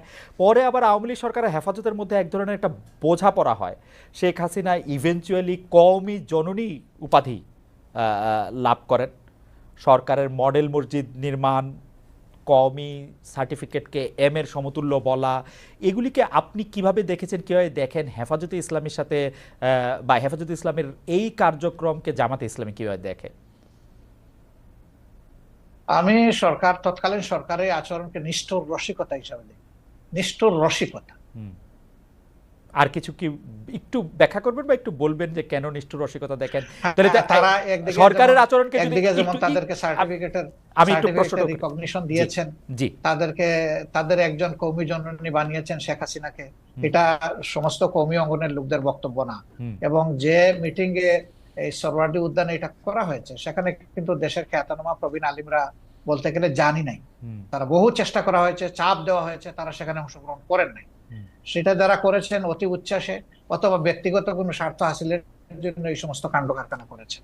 এটার সাথে আসলে কওমি অঙ্গনের কোনো সম্পর্ক তেমন ছিলই না। 2 নম্বর হচ্ছে, আপনি দেখেন যে তাদেরকে 22 সালের একটা ঘটনার পরে যেভাবে হাজার হাজার আলেমকে জেলে নেওয়া হলো এবং অত্যন্ত নিষ্ঠুর আচরণ তাদের সাথে করা হলো, বছরের পর বছর রাখা হলো, প্রবীণ আলিমদেরকে তাদের পায়ে বেড়ি পরানো হলো, হাতে হ্যান্ডকাপ লাগানো হলো, কোর্টে টানা এসা করে এইভাবে এক জেল থেকে আরেক জেলে এই অবস্থায় নেওয়া হলো। এটাকে কি বলবো, আপনি কি বলবেন, আমি কি বলবো? এটাকে নিষ্ঠুর রসিকতা না? হেফাজতে ইসলামীকে আপনি কি বলবেন? দাওয়াত দিয়ে হেফাজতে ইসলামীকে আপনি কি বলবেন? কওমি সার্টিফিকেটকে, কওমি সার্টিফিকেট প্রচন্ড তারা চাপের মুখে ছিলেন। তারা যে সার্টিফিকেটটা পেয়েছেন এটা তো কোনো দয়ার দান নয়। তারাও এই দেশের মানুষ, তাদের একটা শিক্ষা ব্যবস্থা আছে, তারাও মানুষ গড়ার কারিগর। আপনারা যখন তাদের মানে মাদ্রাসাগুলো মানুষকে ভালো মানুষ উপহার দিচ্ছে, আপনারা যখন তারা মেইন স্ট্রিমে থাকবে না কেন? আপনারা যখন রাষ্ট্রীয় ক্ষমতা ছিলেন তখন দেন নাই কেন? তখন এই দাবিটা ছিল এবং অনেকটা ম্যাচিউরড পর্যায়ে ছিল। এই সরকার 15.5 বছর সময় নিয়েছে, যেভাবেই হোক। আমাদের সরকারটা তো মাত্র 5 বছরের জন্য ছিল, এটা সময় পেলে অবশ্যই তাদের এই দাবি পূরণ হবে। আচ্ছা, বামধারার রাজনীতিবিদরা, ইন্টারেস্টিং, বা বুদ্ধিজীবীরা অনেক সময় ডক্টর ইউনূসকে এনজিও বিদেশি মডেলের বাংলাদেশে এটি করতে চায়, এটি অনেক সময় বলে থাকেন। আবার ধর্মভিত্তিক অনেক রাজনৈতিক দল ওয়াজের সময় ক্ষুদ্র ঋণ জড়িয়ে ডক্টর ইউনূসের সমালোচনা করে থাকেন। শেখ হাসিনার মতো এরকম প্রায়, আমি যেটাকে বলি যে প্রায় অভব্য অশ্লীল ভাষায় সুদখোর বা এরকম না বললেও ওয়াজের সময় এগুলি নিয়ে অনেক কথাবার্তা বলে থাকে। জামায়াতে ইসলামী আসলে ক্ষুদ্র ঋণ, তারপরে হচ্ছে যে এইরকম একটি ব্যাংক ব্যবস্থা বা এনজিওর কাজকর্মকে কিভাবে দেখে, কিরকম করে দেখে? আচ্ছা দেখেন, উনি কি শুধু সুদী ব্যবস্থায় ব্যাংক পরিচালনা করেন? বাংলাদেশে আর কোনো ব্যাংক নাই এরকম? না, এটা তো সফিস। রাষ্ট্রীয় প্রত্যেকটা ডক্টর শফিকুর রহমান, আপনি তো রাষ্ট্রীয় অসাধারণ প্রত্যেকটা বিতর্কে, ব্যাংকে কিন্তু কনভেনশনালি এটা তো চলে। সফিসদের মতো হলো, সেই প্রশ্নের বিপক্ষে ব্যাংকের প্রশ্ন। লোকরা, জি, সেই ব্যাংকে যারা সার্ভিস হোল্ডার এবং যারা ডিরেক্টর, তারা যদি মেইন স্ট্রিম রাজনীতি করার অধিকার রাখেন, ইউনূস সাহেবের সমস্যাটা কোথায়? আমি তো সমস্যার কথা বলছি না, আমি বলছি এটা তো জামায়াতে ভিন্ন ইসলামীর কিছু না। অবস্থানটা কি। আমার কোনো সমস্যা নাই, আমি তো আর আমার ওই সবচেয়ে পছন্দের লোক ধরনের ডক্টর যে মোহাম্মদ ইউনূস। ফতোয়াবাজি, আমরা আসলে যে কোনো ধরনের ফতোয়াবাজির পক্ষে আমরা না। হ্যাঁ, আচ্ছা, মানুষ ভুল করবে, আপনি তার পজিটিভ ক্রিটিসিজম করেন, হুম। তাকে সংশোধন করার চেষ্টা করেন, তাকে ভালোভাবে বলেন। আপনি যে ফিলিংসটা আপনি ক্যারি করেন, সেই ফিলিংসটা তাকে পার্সু করেন। কিন্তু তাই বলে আপনি তির্যক ভাষায় তাকে কিছু বলবেন, এটা তো আসলে মানায় না। আচ্ছা, সাবেক প্রধানমন্ত্রী শেখ হাসিনা এখন ভারতে রয়েছেন। আমি বারবার বলি, আমি পার্সোনালি মনে করি বাংলাদেশে যত দুর্বৃত্তপনা রয়েছে সব কিছুর জন্যই আসলে শেখ হাসিনার সাজা হতে পারে, শাস্তি হতে পারে, বিচার হতে পারে। কিন্তু মোদি সরকারের সঙ্গে আমরা দেখতে পাচ্ছি যে ডক্টর ইউনূস সরকারের সম্পর্কে ঘনিষ্ঠতা নেই, যতটা ছিল হচ্ছে শেখ হাসিনা সরকারের সঙ্গে তার ঘনিষ্ঠতা। বাংলাদেশের অনেকের দাবি শেখ হাসিনাকে বাংলাদেশে ফিরিয়ে এনে তাকে আসলে বিচারের মুখোমুখি করতে হবে। ডক্টর ইউনূস সরকারের সঙ্গে আমরা বরং পাকিস্তানের ঘনিষ্ঠতা বাড়ার লক্ষণ আমরা দেখতে পাচ্ছি। কিন্তু সম্প্রতি আপনারা অর্থাৎ জামায়াতে ইসলামী ভারতের সঙ্গে বন্ধুত্ব করার আগ্রহ দেখিয়েছেন। ভারত কি কোনো সাড়া দিয়েছে, নাকি এই বন্ধুত্ব করার আগ্রহটা নিয়ে একটু আপনার কাছে শুনতে চাই যে এটা আসলে কিরকম? অনেক ধন্যবাদ আপনাকে। বাংলাদেশের সংবিধানে আপনি আইন নম্বরের একজন মানুষ ছিলেন এবং আপনার ভালো করে জানা আছে, আমাদের সংবিধানে পরিষ্কার লেখা আছে যে বিশ্বের সবগুলা শান্তিকামী গণতান্ত্রিক দেশের সাথে আমাদের বন্ধুত্বপূর্ণ সম্পর্ক থাকবে। এটা শুধু ভারতকে আলাদাভাবে বলা হয়নি, কিন্তু ভারত আমাদের নিকটতম প্রতিবেশী, বৃহৎ প্রতিবেশী। আমি তাদের সাইজ সংখ্যার দিক থেকে বলছি না, আমাদের সাথে তাদের বর্ডার টা সবচেয়ে বেশি। অল্প একটু আছে মায়ানমার, বাকিটা আমাদের ব্যাপার। তো এই জায়গায় আমার প্রতিবেশী তো আমি বদলাতে পারবো না, যে কথাটা আমি সব সময় বলি। প্রতিবেশী তো আমার প্রতিবেশী থাকবে। প্রতিবেশী যদি শান্তিতে থাকে, আমিও শান্তিতে থাকবো। আমি যদি অশান্তিতে পড়ে যাই, আমার প্রতিবেশীও শান্তিতে থাকতে পারবে না। আমরা কেন অশান্তির দিকে যাব? উভয় প্রতিবেশী আমরা পরস্পর মিউচুয়াল রেসপেক্ট এবং ইকুয়ালিটির ভিত্তিতে যদি আমাদের কূটনীতিকে, পারস্পরিক সম্পর্ককে, দুই দেশের স্বার্থ সংশ্লিষ্ট বিষয়টাকে যদি আমরা সুবিবেচনায় নিই, এটা উভয়ের জন্য ভালো। সেই দৃষ্টিকোণ থেকে আমি আলাদা করে ভারতের কথা বলিনি, আমি সবার কথাই বলেছি। এবং যেহেতু তারা আমাদের নিকটতম প্রতিবেশী, সেই কারণে আমরা প্রতিবেশীর সাথে তাদের পক্ষ থেকে, আমাদের পক্ষ থেকে, দুই দিক থেকেই সুপ্রতিবেশী সুলভ আচরণটা আমরা পছন্দ করি, দেখতে চাই। মুক্তিযুদ্ধ একটি প্রসঙ্গ। আপনি আসলে খুবই ফরওয়ার্ড লুকিং মানুষ, কিন্তু আসলে আমাদের ইতিহাস দাঁড়িয়ে থাকে বর্তমানের উপর ভিত্তি করে, বর্তমানটা আবার ভবিষ্যতের ভিত করে দেয়। সেই জন্য আমি এটা বলতেছি। আপনি বলতেছিলেন যে আপনি আসলে আর কোনো বিভেদের রাজনীতি বাংলাদেশে হোক সেটি আপনি চান না, কিন্তু আপনি এখন দেখতে পাচ্ছেন যে যারাই মুক্তিযুদ্ধের, আমি বলতে চাই না যে আওয়ামী লীগ মুক্তিযুদ্ধের সপক্ষে ছিল, কিন্তু যারাই মুক্তিযুদ্ধের কথা বলেছেন তাদেরকে এমনকি কবরে গিয়েও আক্রমণ করা হচ্ছে, তাদেরকে আসলে গ্রেপ্তার করা হচ্ছে। বলা হচ্ছে যে মানে আমরা এই বিষয়গুলিকে আসলে কিভাবে ব্যাখ্যা করব? মানে যেহেতু তারা আওয়ামী লীগ সরকারের পক্ষে ছিল, বা মুক্তিযুদ্ধ তো আওয়ামী লীগ সরকারের একলান না, কিন্তু তারা আসলে বিভিন্ন ধরনের এইসবের সম্মুখীন হচ্ছেন। এইটিকে আপনি আর আসলে কিভাবে দেখেন? গ্রেপ্তার করা হচ্ছে, মামলা দেওয়া আসলে হচ্ছে। দেখেন, তাদের উপরে আক্রমণ বা আইন হাতে তুলে নেওয়া, আমি আগেই বলেছি যে এটা আমরা সমর্থন করি না। কিন্তু কেউ যদি পারপিট্রেটর হয়, যদি মানুষের উপর জুলুম করে, মানুষের অধিকার নষ্ট করে, যদি দেশের টাকা লুণ্ঠন করে বিদেশে পাচার করে, তাহলে তার তো বিচার হতে হবে, তার বিচার হওয়াটা উচিত। এটা এ কারণে নয় যে তিনি মুক্তিযুদ্ধের পক্ষের বা বিপক্ষের, বরঞ্চ যদি কেউ কিছু করে থাকে তাদের অন্যায় আচরণের কারণে তাদের সাথে এটা হচ্ছে। তাও আমরা বলবো যে এটা আইনের মাধ্যমে হওয়া উচিত, যথাযথ কর্তৃপক্ষের মাধ্যমে হওয়া উচিত, কারোই আইন হাতে তুলে নেওয়া উচিত নয়। এই জন্য আমরা এবারকার চেঞ্জের সাথে সাথেই আমরা একটা আহ্বান জানিয়েছিলাম যে আমরা আইন হাতে তুলে নেব না এবং আমরা কোনো প্রতিশোধ নেব না। বরঞ্চ আইনের কাছে আমরা যদি কাউকে মনে করি যে সে অপরাধী বা দুষ্কৃতিকারী, আমরা আইনের কাছে তাকে তুলে দিতে সহায়তা করব। এটা কিন্তু মুক্তিযুদ্ধের কারণে না, এটা তাদের অপরাধের কারণে। না, কিন্তু তাদের সামনে আসলে ধরেন বড় দুর্নীতিবাজ, বড় স্পেসিফিক তার বিরুদ্ধে অভিযোগ রয়েছে, সেটি নিয়ে আমার প্রশ্ন না। কিন্তু দেখা গেছে যে মুক্তিযুদ্ধ নিয়ে বা জামায়াতে ইসলামের বিরোধিতা নিয়ে যাদের অবস্থান ছিল তাদেরকে এখন সাংঘাতিক হেনস্থার সম্মুখীন হতে হচ্ছে।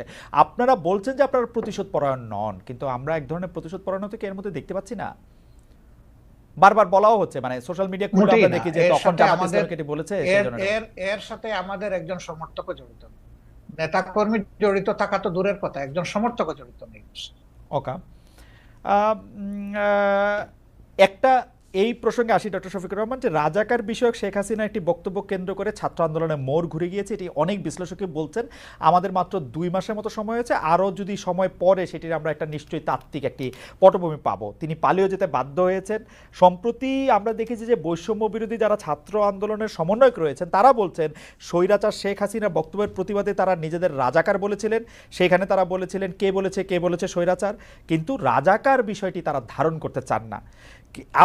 কিন্তু আমরা দেখেছি যে জামায়াত ইসলামের বিভিন্ন সমাবেশে আমরা রাজাকার স্লোগান পাচ্ছি।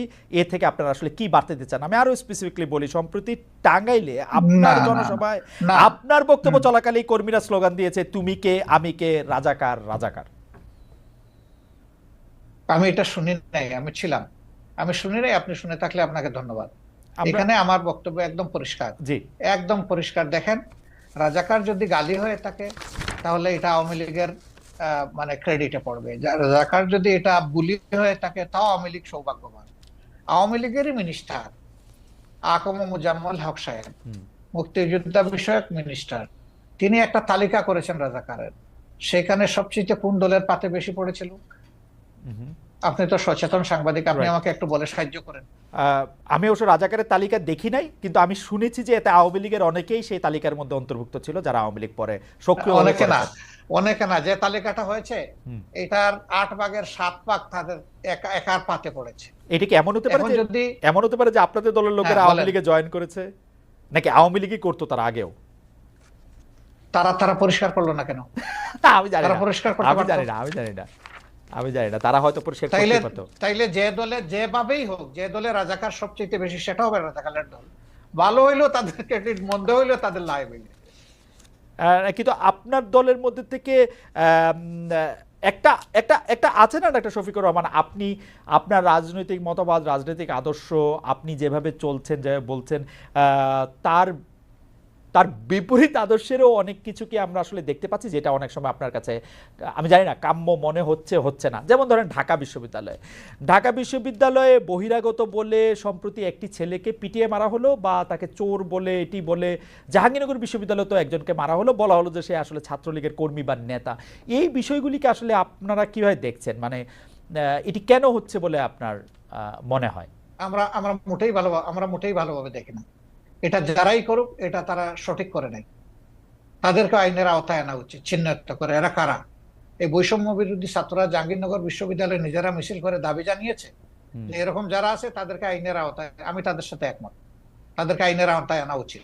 যেই করুক, আমি করলে আমাকেও নেব, আপনার কাছে আপত্তি নেই। আপনার কাছে কি এই সরকারকে একটু দুর্বল সরকার মনে হচ্ছে? মানে এই দাবি জানাতে হচ্ছে কেন? একটা মিসক্রিয়েন্ট ঘটবে, সরকার গ্রেফতার করবে বা করবে না, সেটা তো একটা স্বাভাবিক ঘটনা হওয়া উচিত। এই সরকার কি একটু মানে আপনার কাছে কি মনে হয় যে আপনি একটা রাজনৈতিক নেতা হিসাবে এই সরকার কি একটু দুর্বলতা দেখাচ্ছে, নাকি সরকার সময় নিচ্ছে? কি মনে হয় আপনার? আপনি যেটা বলেছেন যে দাবি কেন জানাতে হবে, সরকারের মেশিনারি তো অটোমেটিক্যালি এটা ফাংশন করবে, এটা হওয়া উচিত। কিন্তু দাবিকেই প্রথম, আগে নির্বাচিত বা পলিটিক্যাল গভর্নমেন্ট যারা ছিলেন তাদের কাছে বিভিন্ন দাবি মানুষ উত্থাপন করে না এই সমস্ত বিষয়, তাহলে এটাকে আমি আলাদাভাবে দেখবো কেন? এটা দেখার কোনো কারণ নাই। কিন্তু সামগ্রিকভাবে যদি আপনি বলেন, যেহেতু তারা কোনো রাজনৈতিক দল দ্বারা গঠিত বা জোট দ্বারা গঠিত সরকার নন, এবং যেহেতু 15.5 বছরের অনেক জঞ্জাল জমা হয়েছে, তাদেরকে সেই জঞ্জাল সরাতে গিয়ে তো অবশ্যই তাদেরকে এক্সট্রা এফোর্ট দিতে হয়েছে। এখানে দুর্বলতার কোনো ব্যাপার আমি দেখছি না, বরঞ্চ তারা আস্তে আস্তে ফাংশনিং হচ্ছেন এবং সামনের দিকে তারা আগাচ্ছেন। কিন্তু জনগণের প্রত্যাশা, আমারও প্রত্যাশা এর চেয়েও বেশি। অনেকেই তাদের কাছে। অনেকেই বলছেন যে জামায়াতের, আমি যেই প্রশ্ন দিয়ে শুরু করেছিলাম সেই প্রশ্নের প্রসঙ্গ ধরে আমি আসলে শেষ করতে চাই। অনেকেই বলছেন যে জামাতে ইসলামীর যারা কোর সাপোর্টার তারা আসলে নিয়োগ পাচ্ছেন খুবই খুবই খুবই খুবই খুবই যেগুলিকে বলে কি পয়েন্টগুলিতে, এবং ভবিষ্যতে বাংলাদেশের চেহারাটা কেমন হবে সেটি হয়তো জামায়াতে ইসলামী ঠিক করে দিতে চাচ্ছে বা ঠিক করছে। আপনার কাছেও কি সেরকম মনে হয় যে আপনারা একটা বড় ছক খাচ্ছেন, যেই ছকের মধ্যে আসলে বাংলাদেশের সাহিত্য, সংস্কৃতি, শিল্প, রাজনীতি এটি বা অর্থনৈতিক কাঠামোটিও একটি রূপ পায় এবং সেটি জামায়াতের মতো করে একটি ছক কি? না, আমি আমি এইভাবে দেখছি না, বরঞ্চ আমি দেখছি যে জনগণ হিসাবে যেই কম্পিটেন্ট হোক তার আসল জায়গায় যাওয়া উচিত। যদি একজন মানুষের পটেনশিয়াল থাকা অবস্থায় রাষ্ট্রকে সার্ভিস দিতে না পারে, তাকে যদি ডিপ্রাইভ করা হয়, তাইলে এই ডিপ্রাইভ লোকটা যে দলের যে ধর্মেরই হোক না কেন তার প্রাপ্যটা তাকে দেওয়া উচিত। এতে দুটো লাভ, সে তার প্রাপ্য পেল আর রাষ্ট্র একজন কোয়ালিটি মানুষের সার্ভিস পেল। এই দিক থেকে যদি একই দল থেকে মানে কোয়ালিফাই করে, সে ফর এক্সাম্পল মনে করেন যে গণ অধিকার পরিষদ, তাদের দল থেকেও যদি কোয়ালিফাইড মানুষ চলে আসে, আমার এখানে তো আপত্তি থাকার কথা না। ওকে ওকে, এইটা একদম শেষ প্রশ্ন করি ডক্টর শফিকুর রহমান, সেটা হচ্ছে জামায়াতের নির্বাচনী স্ট্র্যাটেজি নিয়ে নিশ্চয়ই আপনারা ভাবছেন, এটা নিশ্চয়ই অনেকখানি গোপনও রয়েছে, এই মুহূর্তে হয়তো আপনারা রিভিলও করবেন না, কিন্তু আমি আপনার কাছে শুধু জানতে চাই যে জামায়াত কি এইবার জোটবদ্ধভাবে নির্বাচন করবে, একক নির্বাচন করবে? জামায়াত যদি এককভাবে নির্বাচন করে তাহলে জামায়াত কি চাইবে যে বিএনপির পাশাপাশি একটি তৃতীয় দল যারা আবার একটু এন্টি বিএনপি তারা থাকুক, তারা একটু মারামারি করুক, তাতে একটু ভোটের সুবিধা হোক, এই তৃতীয় দল হিসেবে জামায়াত কি চাইবে তাহলে আওয়ামী লীগ নির্বাচনে আসুক? মানে আমরা এভাবে ইনফারেন্স টানতে পারি কিনা? না না, আমি তো আগেই বলেছি যে আওয়ামী লীগ কিভাবে রাজনীতি করবে আগে তারা ঠিক করবে। যারা একটা গণহত্যা ঘটিয়েছে, এখনো তাজা রক্ত ভাসতেছে, এখনো হাজার হাজার ছাত্র ছাত্রী, যুবক, শ্রমিক এখনো আহত হয়ে কাতরাচ্ছে হাসপাতালের বেডে, তারা কিভাবে নির্বাচন করার চিন্তা করবে? তারা জনগণের বিপক্ষে দাঁড়িয়ে কার ভোটে তারা নির্বাচিত হবে? তারা তো জনগণের বিপক্ষেই দাঁড়িয়েছে। আগে তো এই জায়গাটা তাদের সেটেল করতে হবে। তারা এখন কিভাবে নির্বাচন করবে এটা তো আমার বুঝে আসে না। আর আমরা তাদেরকে প্রমোট করবো, এলাও করবো, প্রশ্নই উঠে না। কারণ এই 15.5 বছরের সবচেয়ে নির্যাতিত, বড় নির্যাতিত দলের নাম হচ্ছে বাংলাদেশ জামাত ইসলামী। এই দলের এক একজন করে 11 জন শীর্ষ কেন্দ্রীয় নেতা, 2 জন সাবেক আমির সহ জুডিশিয়াল কিলিং বলেন আর যে পারপাসেই বলেন, অত্যন্ত মানে কনকক্টেড একটা ট্রায়ালের মাধ্যমে তাদেরকে শেষ করে দেওয়া হয়েছে। আর তো কারোই ক্ষতি হয়নি। কিন্তু 2 নম্বর হচ্ছে আমাদের সবগুলা অফিস ছিল সিলগালা করা।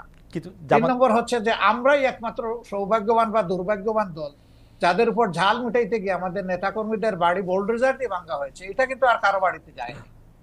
4 নম্বর হচ্ছে যে এই আন্দোলনের সবচেয়ে ওয়ার্স্ট ভিকটিম আমরা, যে শেষ মুহূর্তে এসে আগস্টের 1 তারিখ আমাদেরকে নিষিদ্ধই ঘোষণা করে দিল।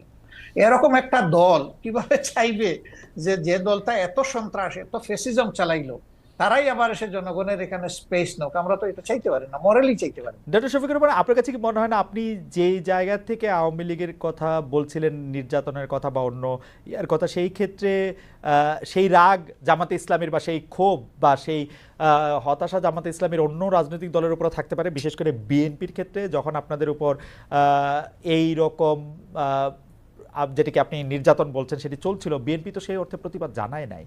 আপনাদের কি রাগ বিএনপির উপর আছে তাহলে? একটু না, আমাদের কোনো রাগ নাই, প্রত্যাশা ছিল। সব প্রত্যাশা সবসময় পূরণ হয় না, এই জন্য মাইন্ড করতে নাই। আর আপনি রাজনীতি অনেক বড় পরিসরের বিষয়। পারিবারিক, ব্যক্তিগত অথবা আপনার পেশাগত জীবনেও আপনার সব প্রত্যাশা চাইলেই আপনার পূরণ হবে না। এই জন্য অনেক সময় ধৈর্য ধরার প্রয়োজন। আর এই ক্ষেত্রে মন যত বড় করা যাবে ততই লাভ, লস নাই। ডক্টর শফিকুর রহমান, আপনাকে অনেক ধন্যবাদ। অনেক দর্শক আজকে আপনার এই অনুষ্ঠান দেখেছেন, 31,000-এর বেশি দর্শক আসলে লাইভ ছিলেন আপনার এই অনুষ্ঠান দেখার ক্ষেত্রে। অনেক প্রশ্ন তারা পাঠিয়েছেন, সব প্রশ্ন আমি আসলে নাম তো বলতেই পারিনি, কিছু প্রশ্ন হয়তো আপনাকে করতে পেরেছি, কিন্তু আসলে একটি অসাধারণ অভিজ্ঞতা। আপনাকে অনেক ধরনের প্রশ্ন করা গেছে, আপনি সাবলীলভাবে আপনার জায়গা থেকে আপনি এগুলো উত্তর দিয়েছেন। আমাদের অনেক ধন্যবাদ জানবেন, কারণ আমার কাছে মনে হয় দর্শকরা যদি এই অনুষ্ঠানটি আবারও দেখেন তাহলে দেখবেন যে এমন কোনো প্রশ্ন নাই যে প্রশ্ন আসলে ডক্টর শফিকুর রহমান উত্তর দেন নাই। তিনি তার প্ল্যাটফর্ম থেকে তিনি উত্তর দিয়েছেন। আপনি আমার মানে এটা রিপিটেড, এটা কয়বার বললাম আমি জানি না, আরো কয়েকবার বলতে চাই। আপনাকে অনেক অনেক ধন্যবাদ এবং আমাদের কৃতজ্ঞতা। এবং আপনাকে অনেক ধন্যবাদ, এবং আপনার এই আমাদের এই জেনারেশনের দ্বিতীয় স্বাধীনতার বাংলাদেশে আপনাকে স্বাগতম জানানোর জন্য আমরা অপেক্ষমান। কারণ যুদ্ধ কিন্তু আপনিও করেছেন স্বৈরাচারের বিরুদ্ধে। না, আমি আমি আমি আমি আপনার আপনাকে আবারও ধন্যবাদ জানিয়ে এবং দর্শকদের ধন্যবাদ জানিয়ে আজকের অনুষ্ঠান আমি শেষ করতে চাই। আমরা নিশ্চয়ই